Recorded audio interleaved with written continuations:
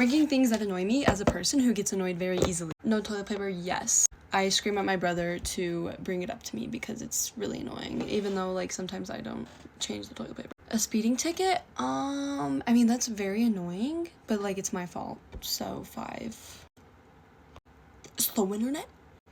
You know, I'm gonna have to go with number 1. Like one time I literally threw my phone across the room. Losing my phone? Yes. No, literally no one can talk to me whenever I'm looking for it, or else I will kill. But wait, it gets to a point, but like it hasn't happened for a while. I mean, it's fine.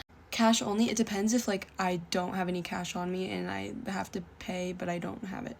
That would be very annoying, but 8.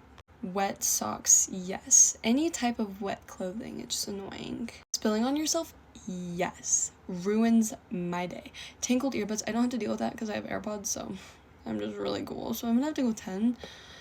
Loud eating, but I mean, yes.